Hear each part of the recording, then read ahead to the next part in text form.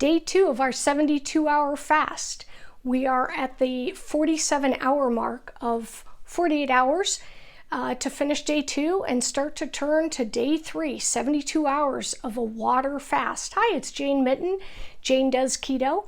And please subscribe to my YouTube channel so you'll get all the newest information and videos about wellness and especially keto and fasting. And for these 3 days, it's water fasting. So what we've done is we started 47 hours ago on a water fast. And the things I've found, I did this last July, so now it's April, still in COVID, doing it again, but in Phoenix, Arizona, it was 116 degrees the last time I did this. It was very challenging, to say the least. This time it seems like it's better. You simply go off all food for 72 hours to reach a total autophagy, and that means a renewal, a rejuvenation of your cells. But at the 47-hour mark, I want to tell you how I'm feeling, and that is that I feel a great mental clarity. I do feel a calmness that is even more than I felt on day 2 the last time I did this. I don't have any hunger. Now, what you need to determine when you think of hunger is, do you feel like you need food? If you do, you should have it, but you probably don't really need it. What you're thinking is, I'm used to eating all the time, so I should be eating something. If you feel a little queasy, dizzy, a little stomach ache, it's most certainly that you are low on electrolytes, which happens quite often with people anyway, but certainly happens as the weather gets hotter and you're on a long fast, such as this. So what you want to do is put sea salt in your water. And if you can't really bear that, get some electrolytes, read the label, make sure it doesn't have sugar. So if it has like erythritol or stevia, that's okay. But we don't want real sugar. That will definitely break your fast. And you want to be drinking a lot of water. You want to be drinking water with sea salt. You want to have some electrolytes at least a couple times a day. You can have tea. I've had hot tea and iced tea. I don't drink coffee, but others do drink coffee when they're fasting like this. But you want to stick to 1 at the most 2 cups of coffee a day and nothing in them, not even stevia. A little lemon, maybe, okay, that's it, because you really don't want to break this fast. So some of the things I've found so far at hour 47 is greater energy. I didn't want to go do fast walking, jogging, running, anything like that, because the weather here is actually fairly hot already, 85 or something. So I went to the pool and I did deep water running for 45 minutes. And it's actually, fairly taxing. And then I did a lot of other calisthenics in the pool, and I felt rejuvenated after that. I didn't feel tired.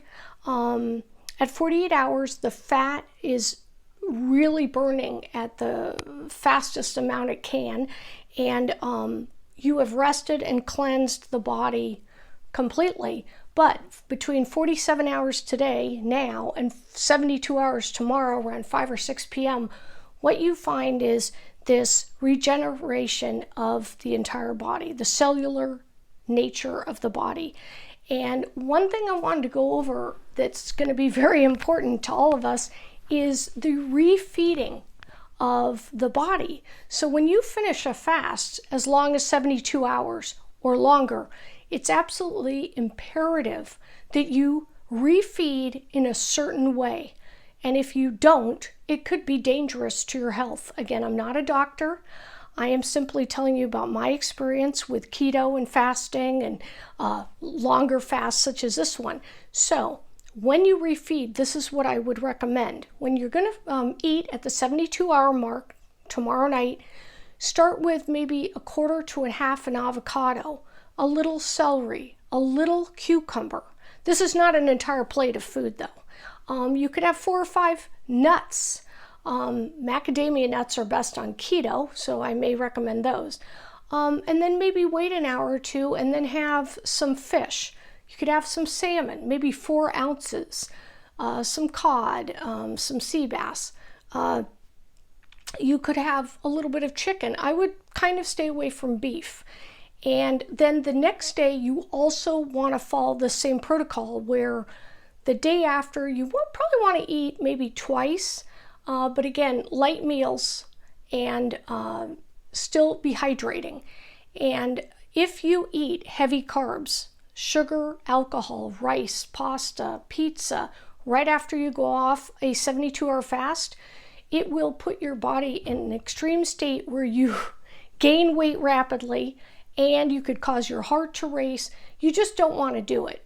You can imagine if you fast for this long and you've cleansed the body, you want to be good to the body by eating light foods and just eat them slowly. So that, and I'll come up with a list on tomorrow's video.